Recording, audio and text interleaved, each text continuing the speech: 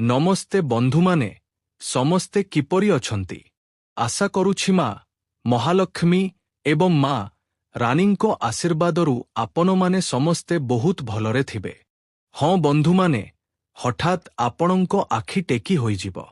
ଏତେ ବଡ଼ ଏକ ଖୁସିର ଖବର ଆମେ ଆପଣଙ୍କ ପାଇଁ ନେଇ ଆସିଛୁ, ଯାହା ଶୁଣି ଆପଣଙ୍କ ହୃଦୟ ଓ ମସ୍ତିଷ୍କ କାମ କରିବା ବନ୍ଦ କରିଦେବ। ଏହି ସତ୍ୟଟି ଶୁଣି ଆଗାମୀ ଘଣ୍ଟା ମଧ୍ୟରେ ଆପଣଙ୍କ ଜୀବନରେ ଏତେ ବଡ଼ ଏକ ଘଟଣା ଘଟିବାକୁ ଯାଉଛି। ଜାଣିବା ପାଇଁ ମୁଁ ଆପଣଙ୍କୁ କହିବାକୁ ଚାହେଁ ଯେ ଆଜିର ଏହି ଭବିଷ୍ୟବାଣୀଟି ଆପଣଙ୍କ ପାଇଁ ସାଧାରଣ କୌଣସି ବିଷୟ ନୁହେଁ। ଏହାକୁ ଏକ ସାଧାରଣ ବିଷୟ ବୋଲି ଭାବିବାର ଭୁଲ ମଧ୍ୟ କରନ୍ତୁ ନାହିଁ। ଏହା ଆପଣମାନଙ୍କ ଜୀବନ ପାଇଁ ଅତ୍ୟନ୍ତ ସ୍ୱତନ୍ତ୍ର ଏବଂ ଲାଭଦାୟକ ଏକ ଭିଡ଼ିଓ। ହଁ, ଆଜି ଯେଉଁ ସମସ୍ତ ସଂକେତ ଆପଣଙ୍କ ଶକ୍ତିର ଆଖପାଖରେ, ଆପଣଙ୍କ ଘରର ଆଖପାଖରେ ଦୃଶ୍ୟମାନ ହେଉଛି, ତହିଁରେ ଏପରି କିଛି କଥା ଲୁଚି ରହିଛି ଯାହା ଶୁଣି ହୁଏତ ଆପଣଙ୍କ ମନ ମୁହୂର୍ତ୍ତକ ପାଇଁ ଅଟକିଯିବ ଏବଂ ଆପଣଙ୍କ ମସ୍ତିଷ୍କ ଚିନ୍ତା କରିବାକୁ ଲାଗିବ ଯେ ଏହି କଥାଗୁଡ଼ିକ ଏତେ ସଠିକ୍ କିପରି ହୋଇପାରେ। ହଁ ବନ୍ଧୁମାନେ, ଭଗବାନ ମହାଦେବ, ମା ମହାଲକ୍ଷ୍ମୀ ଏବଂ ମା ରାନୀଙ୍କ ଆଶୀର୍ବାଦରୁ ଆପଣଙ୍କ ଜୀବନରେ ପ୍ରଥମ ଥର ପାଇଁ ଏହିପରି କୌଣସି ଘଟଣା ଘଟିଛି। କିନ୍ତୁ ବନ୍ଧୁମାନେ, ଭିଡ଼ିଓଟିକୁ ଅଧା ବାଟରେ ଛାଡ଼ି ଯାଆନ୍ତୁ ନାହିଁ, କାରଣ ଆରମ୍ଭରେ ଯେଉଁ ସଂକେତଗୁଡ଼ିକ ଦେଖାଯାଉଛି ତାହା ଆପଣଙ୍କ ଜୀବନର ପ୍ରେମ, ଧନ, ଦୁଃଖ, କଷ୍ଟ, ଶତ୍ରୁ ଏବଂ ଆଗାମୀ ପରିବର୍ତ୍ତନଗୁଡ଼ିକ ସହିତ ଜଡ଼ିତ ହୋଇପାରେ। ହଁ, ଆଉ ଗୋଟିଏ କଥା ମୁଁ ଆପଣଙ୍କୁ କହିଦେଉଛି ଯେ ଆଗାମୀ ସମୟଟି ଆପଣଙ୍କ ପାଇଁ ସାଧାରଣ ନୁହେଁ। ଏହି ଜ୍ୟୋତିଷୀୟ ସଂକେତଗୁଡ଼ିକ ଏକ ସାଧାରଣ ନିର୍ଦ୍ଦେଶିକା ମାତ୍ର, ତଥାପି ଆପଣ ଏଗୁଡ଼ିକୁ ନିଜର ବୁଝାମଣା, ପରିସ୍ଥିତି ଏବଂ ବିବେକ ମାଧ୍ୟମରେ ହିଁ ଗ୍ରହଣ କରନ୍ତୁ। ହଁ ବନ୍ଧୁମାନେ, ଯଦି ଗତ କିଛି ସମୟ ଧରି ଆପଣଙ୍କ ମନରେ କୌଣସି କଥା ବାରମ୍ବାର ଘୂରି ବୁଲୁଛି, କୌଣସି ବ୍ୟକ୍ତିଙ୍କ ସ୍ମୃତି ଆପଣଙ୍କୁ କଷ୍ଟ ଦେଉଛି, ଟଙ୍କା ପଇସାକୁ ନେଇ ଚିନ୍ତା ରହିଛି, ଅଥବା ଆପଣଙ୍କର ଯଦି ମନେ ହେଉଛି ଯେ କେହି ଆପଣଙ୍କ ବିରୁଦ୍ଧରେ କିଛି କରିବାକୁ ଚେଷ୍ଟା କରୁଛନ୍ତି, ତେବେ ଆଜିର ଏହି କଥାଟି ଆପଣଙ୍କ ପାଇଁ ଅତ୍ୟନ୍ତ ସ୍ୱତନ୍ତ୍ର ପ୍ରମାଣିତ ହୋଇପାରେ। ପ୍ରଥମେ ଆମେ କଥା ହେବା ପ୍ରେମ ସମ୍ପର୍କରେ। ହଁ ବନ୍ଧୁମାନେ, ପ୍ରେମ କ୍ଷେତ୍ରରେ ଆପଣଙ୍କ ହୃଦୟ ଯେତେ ସହ୍ୟ କରିଛି, ହୁଏତ ସେତକ ଆପଣ କାହାକୁ ଜଣାଇ ନାହାନ୍ତି। ଆପଣ ଭିତରେ ଭିତରେ ଏକ ଦମବନ୍ଦ ହେବା ଭଳି ଜୀବନ ବିତାଇଛନ୍ତି। ଏହି କଥାଟି ପ୍ରତ୍ୟେକେ ଜାଣନ୍ତି। ଉପରୁ ଆପଣଙ୍କୁ ସମ୍ପୂର୍ଣ୍ଣ ସାଧାରଣ ଦେଖାଯାଏ, କିନ୍ତୁ ଭିତରୁ କୌଣସି ଜଣେ ବ୍ୟକ୍ତିଙ୍କୁ ନେଇ ଆପଣଙ୍କ ମନରେ ପ୍ରଚୁର ପ୍ରଶ୍ନ ରହିଛି। ହଁ ବନ୍ଧୁମାନେ, ସେ କି ଆପଣଙ୍କୁ ମନେ ପକାନ୍ତି? ତାଙ୍କ ହୃଦୟରେ କି ଏବେ ବି ଆପଣଙ୍କ ପାଇଁ କୌଣସି ଭାବନା ରହିଛି? ସେ କି ଆପଣଙ୍କ ଜୀବନକୁ ପୁଣି ଫେରିବେ, ନା ଆପଣଙ୍କର ତାଙ୍କୁ ଚିରକାଳ ପାଇଁ ଭୁଲିଯିବା ଉଚିତ? ଆପଣଙ୍କ ମନରେ ଏହି ପ୍ରଶ୍ନଗୁଡ଼ିକର ଉତ୍ତର ବହୁତ ଜଲଦି ଖୋଜନ୍ତୁ ନାହିଁ। ଏହି ପ୍ରଶ୍ନଗୁଡ଼ିକ ଆପଣଙ୍କ ମନରେ ବାରମ୍ବାର ଘୂରି ବୁଲୁଛି। ଆପଣ କ୍ରମାଗତ ଭାବରେ ନିଜେ ହିଁ ଏହି ପ୍ରଶ୍ନଗୁଡ଼ିକର ଉତ୍ତର ଖୋଜୁଛନ୍ତି, କିନ୍ତୁ ଉତ୍ତର ପାଉନାହାନ୍ତି।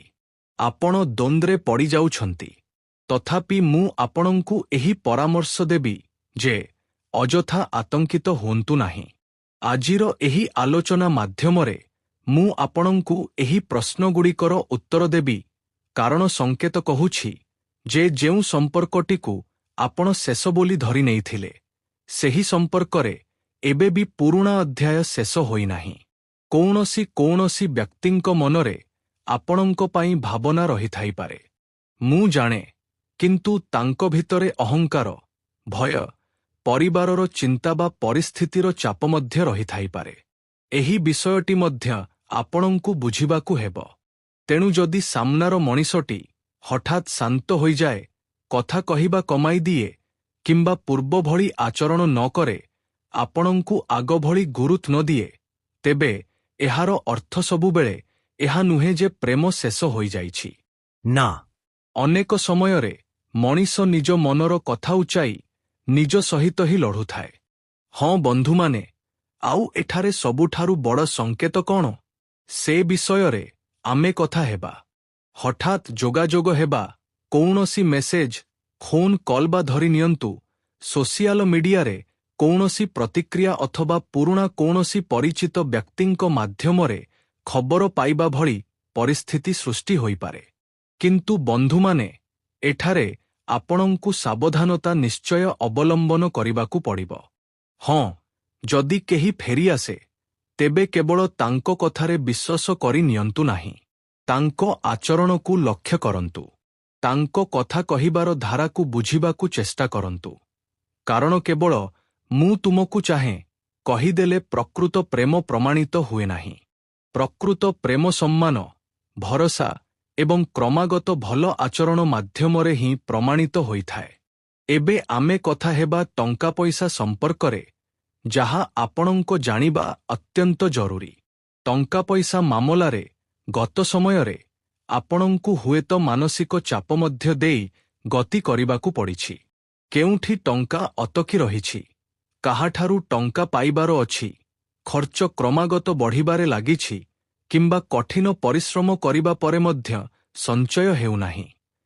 ଏହିପରି ପରିସ୍ଥିତି ଆପଣଙ୍କୁ ମାନସିକ ଭାବେ ବିପର୍ଯ୍ୟସ୍ତ କରି ପକାଇପାରେ। ହଁ ବନ୍ଧୁମାନେ, ଆପଣ ଏକଦମ ଠିକ୍ ଶୁଣୁଛନ୍ତି। କିନ୍ତୁ ଆଗାମୀ ସମୟଟି ଆପଣଙ୍କୁ ଏକ ଅତ୍ୟନ୍ତ ଗୁରୁତ୍ୱପୂର୍ଣ୍ଣ ଶିକ୍ଷା ଦେବାକୁ ଯାଉଛି। ଦେଖନ୍ତୁ, ଟଙ୍କା ଆସିଲେ ତାହାକୁ ସମ୍ଭାଳିବା ମଧ୍ୟ ଶିଖିବାକୁ ପଡ଼ିବ। ଅନେକ ସମୟରେ ଆମର ସମସ୍ୟା କମ୍ ରୋଜଗାର କାରଣରୁ ହୁଏ ନାହିଁ, ବରଂ ଭୁଲ ଜାଗାରେ ଟଙ୍କା ବିନିଯୋଗ କରିବା କାରଣରୁ ବଢ଼ିଥାଏ। ତେଣୁ ଆଗାମୀ ଦିନରେ କାହା କଥାରେ ପଡ଼ି କୌଣସି ତରବରିଆ ବିନିଯୋଗ କରନ୍ତୁ ନାହିଁ। ଋଣ ନେବା କିମ୍ବା ବଡ଼ କୌଣସି ଆର୍ଥିକ ନିଷ୍ପତ୍ତି ନେବାରୁ ଆପଣଙ୍କୁ ସବୁବେଳେ ଦୂରେଇ ରହିବା ଉଚିତ। କୌଣସି ବ୍ୟକ୍ତି ବଡ଼ ଧରଣର ଲାଭର ପ୍ରଲୋଭନ ଦେଖାଇ ଆପଣଙ୍କୁ ଶୀଘ୍ର ନିଷ୍ପତ୍ତି ନେବାକୁ କହିପାରେ। ଏପରି ପରିସ୍ଥିତିରେ ଟିକିଏ ଅଟକନ୍ତୁ, କାଗଜପତ୍ର ପଢ଼ନ୍ତୁ, ତଥ୍ୟ ଯାଞ୍ଚ କରନ୍ତୁ ଏବଂ ଆବଶ୍ୟକ ପଡ଼ିଲେ କୌଣସି ବିଶ୍ୱାସଯୋଗ୍ୟ ବ୍ୟକ୍ତିଙ୍କ ପରାମର୍ଶ ନିଅନ୍ତୁ।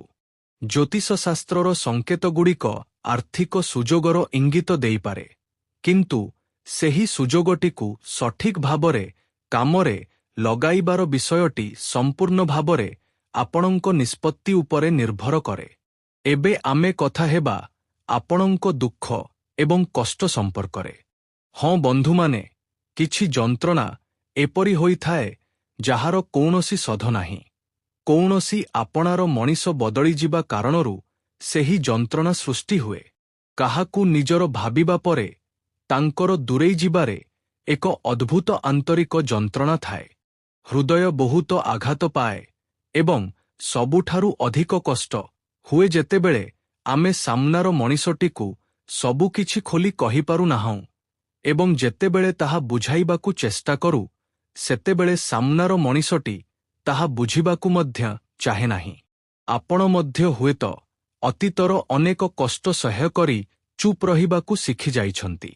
କିନ୍ତୁ ଏବେ ଏକ ବଡ଼ ପରିବର୍ତ୍ତନ ଅତ୍ୟନ୍ତ ଜରୁରୀ। ପ୍ରତ୍ୟେକଙ୍କୁ ଖୁସି କରିବାର ଚେଷ୍ଟା ଆପଣଙ୍କର କରିବା ଉଚିତ ନାହିଁ। ପ୍ରତ୍ୟେକ ସମ୍ପର୍କକୁ ବଞ୍ଚାଇ ରଖିବା ଆପଣଙ୍କ ଦାୟିତ୍ୱ ନୁହେଁ। ଆଉ ପ୍ରତ୍ୟେକଙ୍କୁ ବାରମ୍ବାର ସୁଯୋଗ ଦେବା ମଧ୍ୟ ଜରୁରୀ ନୁହେଁ। ଯେ ଭୁଲ କରେ ସେ ଭୁଲ କରିଚାଲିବ। କିନ୍ତୁ ଆପଣଙ୍କୁ ଆଗକୁ ବଢ଼ିବାକୁ ହେବ, କାରଣ ଆପଣଙ୍କ ଜୀବନ ସମସ୍ତଙ୍କଠାରୁ ଅଲଗା। ଆପଣ କାହାଠାରୁ କମ୍ ନୁହନ୍ତି, ତେଣୁ କାହା ଚାପରେ ମୁଣ୍ଡ ନୁଆନ୍ତୁ ନାହିଁ। କେବେ କେବେ ଜୀବନରୁ କୌଣସି ବ୍ୟକ୍ତିର ଦୂରେଇ ଯିବା କୌଣସି ଶାସ୍ତି ନୁହେଁ, ବରଂ ଏକ ନୂତନ ଆରମ୍ଭର ଇଙ୍ଗିତ ଦେଇଥାଏ। ହଁ ବନ୍ଧୁମାନେ, ତେଣୁ ଯଦି କୌଣସି ସମ୍ପର୍କ ଆପଣଙ୍କୁ କ୍ରମାଗତ ଭାବେ ମାନସିକ ଅଶାନ୍ତି, ଅପମାନ ଏବଂ ମାନସିକ ଅବସାଦ ଦିଏ, ତେବେ କେବଳ ଲୋକେ କ'ଣ କହିବେ ଏହି ଭୟରେ ସେହି ସମ୍ପର୍କରେ ତିଷ୍ଠି ରୁହନ୍ତୁ ନାହିଁ। ଆପଣଙ୍କ ଆତ୍ମସମ୍ମାନକୁ ମଧ୍ୟ ଗୁରୁତ୍ୱ ଦିଅନ୍ତୁ। ଏବେ ଆମେ ସେହି ଅଂଶକୁ ଆସିବା ଯାହା କାରଣରୁ ଆଜିର ଏହି ଭବିଷ୍ୟବାଣୀଟି ଆପଣଙ୍କ ପାଇଁ ଆହୁରି ଅଧିକ ଗୁରୁତ୍ୱପୂର୍ଣ୍ଣ ହୋଇପାରିଛି। ଶତ୍ରୁ ଅର୍ଥାତ୍ ବିରୋଧୀ। ହଁ ବନ୍ଧୁମାନେ, ପ୍ରତ୍ୟେକ ବିରୋଧୀ ବା ଶତ୍ରୁ ସିଧାସାଧା ସାମ୍ନାକୁ ଆସନ୍ତି ନାହିଁ। କିଛି ଲୋକ ସାମ୍ନାରେ ବହୁତ ମିଠା କଥା କହନ୍ତି, କିନ୍ତୁ ପଛରେ ଆପଣଙ୍କ ଉନ୍ନତି ଦେଖି ବିଚଳିତ ହୋଇପଡ଼ନ୍ତି। ତେଣୁ ଆଗାମୀ ଦିନରେ ଆପଣଙ୍କ ପ୍ରତ୍ୟେକ ଯୋଜନା ସମସ୍ତଙ୍କୁ ଜଣାଇବାର କୌଣସି ଆବଶ୍ୟକତା ନାହିଁ। ଆପଣ କୌଣସି ନୂତନ କାମ ଆରମ୍ଭ କରିବାକୁ ଯାଉଛନ୍ତି, କିମ୍ବା ଧରିନିଅନ୍ତୁ ଆପଣଙ୍କ ଜୀବନରେ କୌଣସି ନୂତନ ସମ୍ପର୍କ ଆରମ୍ଭ ହେବାକୁ ଯାଉଛି, ନୂତନ ଚାକିରି ବା ନୂତନ ବ୍ୟାପାର ଅଥବା କୌଣସି ବଡ଼ ନିଷ୍ପତ୍ତି, ଯେତେବେଳେ ପର୍ଯ୍ୟନ୍ତ କାମଟି କିଛି ମାତ୍ରାରେ ମଜଭୁତ ନ ହୋଇଛି, ସେତେବେଳେ ପର୍ଯ୍ୟନ୍ତ ଏ ବିଷୟରେ ବେଶୀ ଆଲୋଚନା କରନ୍ତୁ ନାହିଁ। କାରଣ ଆପଣଙ୍କ ଦୁର୍ବଳତା ସେହି ବ୍ୟକ୍ତି ହିଁ ବ୍ୟବହାର କରିପାରେ ଯାହାଙ୍କ ନିକଟରେ ଆପଣ ନିଜର ଦୁର୍ବଳତା ପ୍ରକାଶ କରିଛନ୍ତି।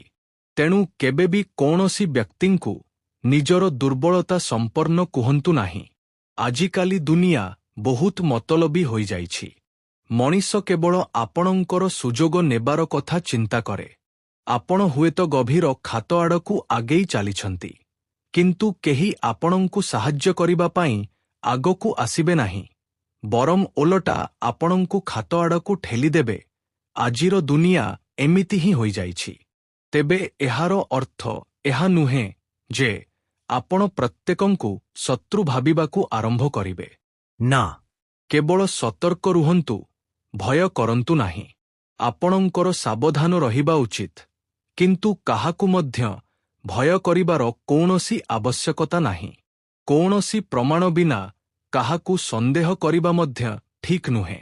ଜ୍ୟୋତିଷଶାସ୍ତ୍ରର ସମ୍ଭାବନା ଅନୁଯାୟୀ ଯଦି କୌଣସି ବ୍ୟକ୍ତି ଆପଣଙ୍କ ବିରୁଦ୍ଧରେ କ୍ରମାଗତ ଭାବେ କଥା କହେ, ଆପଣଙ୍କ ନାମରେ ଓଲଟାପାଲଟା ଗୁଜବ ରଟାଏ, ଆପଣଙ୍କୁ ନିରନ୍ତର କ୍ଷତି ପହଞ୍ଚାଇବାକୁ ଚେଷ୍ଟା କରେ, ବା ଆପଣଙ୍କ ସହିତ ଖରାପ ଆଚରଣ କରେ, ଅଥବା ତନ୍ତ୍ରମନ୍ତ୍ର ବା ଷଡ଼ଯନ୍ତ୍ରର ଆଶ୍ରୟ ନିଏ, ତେବେ ତାହାଙ୍କଠାରୁ ଦୂରତା ବଜାୟ ରଖିବା ହିଁ ସବୁଠାରୁ ଭଲ ଉପାୟ।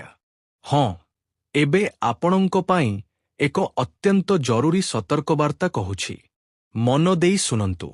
ଆଗାମୀ ଦିନରେ ରାଗର ବଶବର୍ତ୍ତୀ ହୋଇ ନେଇଥିବା ନିଷ୍ପତ୍ତି ପରବର୍ତ୍ତୀ ସମୟରେ ଆପଣଙ୍କ ଅନୁତାପର କାରଣ ହୋଇପାରେ। ବିଶେଷ କରି ପ୍ରେମ ଏବଂ ଟଙ୍କା ପଇସା ମାମଲାରେ ଯଦି କାହା ସହିତ ମତଭେଦ ବା ଝଗଡ଼ା ହୁଏ, ତେବେ ସେହି ମୁହୂର୍ତ୍ତରେ କୌଣସି ବଡ଼ ନିଷ୍ପତ୍ତି ନିଅନ୍ତୁ ନାହିଁ। କାହାର ମେସେଜ ଦେଖିବା କ୍ଷଣି ତୁରନ୍ତ ଉତ୍ତର ଦିଅନ୍ତୁ ନାହିଁ। କାହାର ଉସୁନିବାରେ ନିଜର ବ୍ୟକ୍ତିଗତ ବା ଗୋପନୀୟ କଥା କହି ପକାନ୍ତୁ ନାହିଁ। କାହାକୁ ନିଜର ଓଟିପି, ବୋଟିପି, ବ୍ୟାଙ୍କ ସମ୍ବନ୍ଧୀୟ ତଥ୍ୟ, ପାସୱାର୍ଡ ବା ବ୍ୟକ୍ତିଗତ କାଗଜପତ୍ର ଆଦ। କିନ୍ତୁ ଆଗାମୀ ସମୟଟି ଆପଣଙ୍କୁ ଏକ ଅତ୍ୟନ୍ତ ଗୁରୁତ୍ୱପୂର୍ଣ୍ଣ ଶିକ୍ଷା ଦେବାକୁ ଯାଉଛି। ଦେଖନ୍ତୁ, ଟଙ୍କା ଆସିଲେ ତାହାକୁ ସମ୍ଭାଳିବା ମଧ୍ୟ ଶିଖିବାକୁ ପଡ଼ିବ।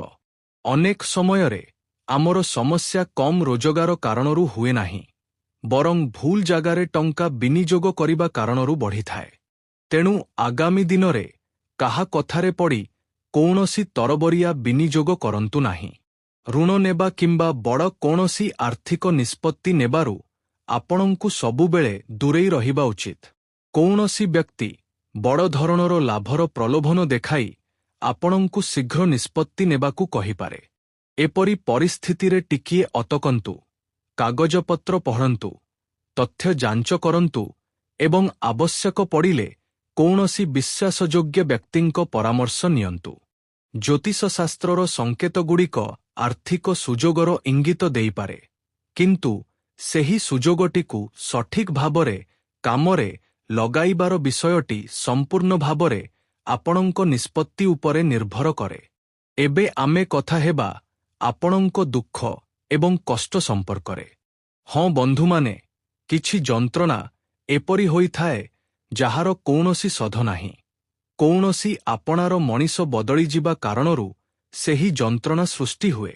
କାହାକୁ ନିଜର ଭାବିବା ପରେ ତାଙ୍କର ଦୂରେଇ ଯିବାରେ ଏକ ଅଦ୍ଭୁତ ଆନ୍ତରିକ ଯନ୍ତ୍ରଣା ଥାଏ।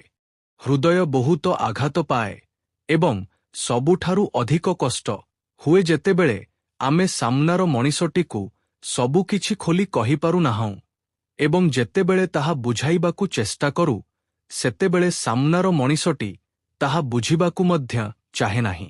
ଆପଣ ମଧ୍ୟ ହୁଏତ ଅତୀତର ଅନେକ କଷ୍ଟ ସହ୍ୟ କରି ଚୁପ୍ ରହିବାକୁ ଶିଖିଯାଇଛନ୍ତି। କିନ୍ତୁ ଏବେ ଏକ ବଡ଼ ପରିବର୍ତ୍ତନ ଅତ୍ୟନ୍ତ ଜରୁରୀ। ପ୍ରତ୍ୟେକଙ୍କୁ ଖୁସି କରିବାର ଚେଷ୍ଟା ଆପଣଙ୍କର କରିବା ଉଚିତ ନାହିଁ। ପ୍ରତ୍ୟେକ ସମ୍ପର୍କକୁ ବଞ୍ଚାଇ ରଖିବା ଆପଣଙ୍କ ଦାୟିତ୍ୱ ନୁହେଁ। ଆଉ ପ୍ରତ୍ୟେକଙ୍କୁ ବାରମ୍ବାର ସୁଯୋଗ ଦେବା ମଧ୍ୟ ଜରୁରୀ ନୁହେଁ। ଯେ ଭୁଲ କରେ ସେ ଭୁଲ କରିଚାଲିବ। କିନ୍ତୁ ଆପଣଙ୍କୁ ଆଗକୁ ବଢ଼ିବାକୁ ହେବ, କାରଣ ଆପଣଙ୍କ ଜୀବନ ସମସ୍ତଙ୍କଠାରୁ ଅଲଗା। ଆପଣ କାହାଠାରୁ କମ୍ ନୁହନ୍ତି, ତେଣୁ କାହା ଚାପରେ ମୁଣ୍ଡ ନୁଆନ୍ତୁ ନାହିଁ। କେବେ କେବେ ଜୀବନରୁ କୌଣସି ବ୍ୟକ୍ତିର ଦୂରେଇ ଯିବା କୌଣସି ଶାସ୍ତି ନୁହେଁ, ବରଂ ଏକ ନୂତନ ଆରମ୍ଭର ଇଙ୍ଗିତ ଦେଇଥାଏ। ହଁ ବନ୍ଧୁମାନେ, ତେଣୁ ଯଦି କୌଣସି ସମ୍ପର୍କ ଆପଣଙ୍କୁ କ୍ରମାଗତ ଭାବେ ମାନସିକ ଅଶାନ୍ତି, ଅପମାନ ଏବଂ ମାନସିକ ଅବସାଦ ଦିଏ, ତେବେ କେବଳ ଲୋକେ କ'ଣ କହିବେ ଏହି ଭୟରେ ସେହି ସମ୍ପର୍କରେ ତିଷ୍ଠି ରୁହନ୍ତୁ ନାହିଁ। ଆପଣଙ୍କ ଆତ୍ମସମ୍ମାନକୁ ମଧ୍ୟ ଗୁରୁତ୍ୱ ଦିଅନ୍ତୁ। ଏବେ ଆମେ ସେହି ଅଂଶକୁ ଆସିବା ଯାହା କାରଣରୁ ଆଜିର ଏହି ଭବିଷ୍ୟବାଣୀଟି ଆପଣଙ୍କ ପାଇଁ ଆହୁରି ଅଧିକ ଗୁରୁତ୍ୱପୂର୍ଣ୍ଣ ହୋଇପାରିଛି। ଶତ୍ରୁ ଅର୍ଥାତ୍ ବିରୋଧୀ। ହଁ ବନ୍ଧୁମାନେ, ପ୍ରତ୍ୟେକ ବିରୋଧୀ ବା ଶତ୍ରୁ ସିଧାସାଧା ସାମ୍ନାକୁ ଆସନ୍ତି ନାହିଁ। କିଛି ଲୋକ ସାମ୍ନାରେ ବହୁତ ମିଠା କଥା କହନ୍ତି, କିନ୍ତୁ ପଛରେ ଆପଣଙ୍କ ଉନ୍ନତି ଦେଖି ବିଚଳିତ ହୋଇପଡ଼ନ୍ତି। ତେଣୁ ଆଗାମୀ ଦିନରେ ଆପଣଙ୍କ ପ୍ରତ୍ୟେକ ଯୋଜନା ସମସ୍ତଙ୍କୁ ଜଣାଇବାର କୌଣସି ଆବଶ୍ୟକତା ନାହିଁ। ଆପଣ କୌଣସି ନୂତନ କାମ ଆରମ୍ଭ କରିବାକୁ ଯାଉଛନ୍ତି, କିମ୍ବା ଧରିନିଅନ୍ତୁ ଆପଣଙ୍କ ଜୀବନରେ କୌଣସି ନୂତନ ସମ୍ପର୍କ ଆରମ୍ଭ ହେବାକୁ ଯାଉଛି, ନୂତନ ଚାକିରି ବା ନୂତନ ବ୍ୟାପାର ଅଥବା କୌଣସି ବଡ଼ ନିଷ୍ପତ୍ତି, ଯେତେବେଳେ ପର୍ଯ୍ୟନ୍ତ କାମଟି କିଛି ମାତ୍ରାରେ ମଜଭୁତ ନ ହୋଇଛି, ସେତେବେଳେ ପର୍ଯ୍ୟନ୍ତ ଏ ବିଷୟରେ ବେଶୀ ଆଲୋଚନା କରନ୍ତୁ ନାହିଁ। କାରଣ ଆପଣଙ୍କ ଦୁର୍ବଳତା ସେହି ବ୍ୟକ୍ତି ହିଁ ବ୍ୟବହାର କରିପାରେ ଯାହାଙ୍କ ନିକଟରେ ଆପଣ ନିଜର ଦୁର୍ବଳତା ପ୍ରକାଶ କରିଛନ୍ତି। ତେଣୁ କେବେ ବି କୌଣସି ବ୍ୟକ୍ତିଙ୍କୁ ନିଜର ଦୁର୍ବଳତା ସମ୍ପନ୍ନ କୁହନ୍ତୁ ନାହିଁ। ଆଜିକାଲି ଦୁନିଆ ବହୁତ ମତଲବୀ ହୋଇଯାଇଛି। ମଣିଷ କେବଳ ଆପଣଙ୍କର ସୁଯୋଗ ନେବାର କଥା ଚିନ୍ତା କରେ। ଆପଣ ହୁଏତ ଗଭୀର ଖାତ ଆଡ଼କୁ ଆଗେଇ ଚାଲିଛନ୍ତି, କିନ୍ତୁ କେହି ଆପଣଙ୍କୁ ସାହାଯ୍ୟ କରିବା ପାଇଁ ଆଗକୁ ଆସିବେ ନାହିଁ, ବରଂ ଓଲଟା ଆପଣଙ୍କୁ ଖାତ ଆଡ଼କୁ ଠେଲିଦେବେ। ଆଜିର ଦୁନିଆ ଏମିତି ହିଁ ହୋଇଯାଇଛି। ତେବେ ଏହାର ଅର୍ଥ ଏହା ନୁହେଁ ଯେ ଆପଣ ପ୍ରତ୍ୟେକଙ୍କୁ ଶତ୍ରୁ ଭାବିବାକୁ ଆରମ୍ଭ କରିବେ। ନା, କେବଳ ସତର୍କ ରୁହନ୍ତୁ, ଭୟ କରନ୍ତୁ ନାହିଁ। ଆପଣଙ୍କର ସାବଧାନ ରହିବା ଉଚିତ, କିନ୍ତୁ କାହାକୁ ମଧ୍ୟ ଭୟ କରିବାର କୌଣସି ଆବଶ୍ୟକତା ନାହିଁ। କୌଣସି ପ୍ରମାଣ ବିନା କାହାକୁ ସନ୍ଦେହ କରିବା ମଧ୍ୟ ଠିକ୍ ନୁହେଁ। ଜ୍ୟୋତିଷଶାସ୍ତ୍ରର ସମ୍ଭାବନା ଅନୁଯାୟୀ ଯଦି କୌଣସି ବ୍ୟକ୍ତି ଆପଣଙ୍କ ବିରୁଦ୍ଧରେ କ୍ରମାଗତ ଭାବେ କଥା କହେ, ଆପଣଙ୍କ ନାମରେ ଓଲଟାପାଲଟା ଗୁଜବ ରଟାଏ, ଆପଣଙ୍କୁ ନିରନ୍ତର କ୍ଷତି ପହଞ୍ଚାଇବାକୁ ଚେଷ୍ଟା କରେ, ବା ଆପଣଙ୍କ ସହିତ ଖରାପ ଆଚରଣ କରେ, ଅଥବା ତନ୍ତ୍ରମନ୍ତ୍ର ବା ଷଡ଼ଯନ୍ତ୍ରର ଆଶ୍ରୟ ନିଏ, ତେବେ ତାହାଙ୍କଠାରୁ ଦୂରତା ବଜାୟ ରଖିବା ହିଁ ସବୁଠାରୁ ଭଲ ଉପାୟ। ହଁ, ଏବେ ଆପଣଙ୍କ ପାଇଁ ଏକ ଅତ୍ୟନ୍ତ ଜରୁରୀ ସତର୍କବାର୍ତ୍ତା କହୁଛି। ମନ ଦେଇ ଶୁଣନ୍ତୁ। ଆଗାମୀ ଦିନରେ ରାଗର ବଶବର୍ତ୍ତୀ ହୋଇ ନେଇଥିବା ନିଷ୍ପତ୍ତି ପରବର୍ତ୍ତୀ ସମୟରେ ଆପଣଙ୍କ ଅନୁତାପର କାରଣ ହୋଇପାରେ। ବିଶେଷ କରି ପ୍ରେମ ଏବଂ ଟଙ୍କା ପଇସା ମାମଲାରେ ଯଦି କାହା ସହିତ ମତଭେଦ ବା ଝଗଡ଼ା ହୁଏ, ତେବେ ସେହି ମୁହୂର୍ତ୍ତରେ କୌଣସି ବଡ଼ ନିଷ୍ପତ୍ତି ନିଅନ୍ତୁ ନାହିଁ। କାହାର ମେସେଜ ଦେଖିବା କ୍ଷଣି ତୁରନ୍ତ ଉତ୍ତର ଦିଅନ୍ତୁ ନାହିଁ। କାହାର ଉସୁନିବାରେ ନିଜର ବ୍ୟକ୍ତିଗତ ବା ଗୋପନୀୟ କଥା କହି ପକାନ୍ତୁ ନାହିଁ।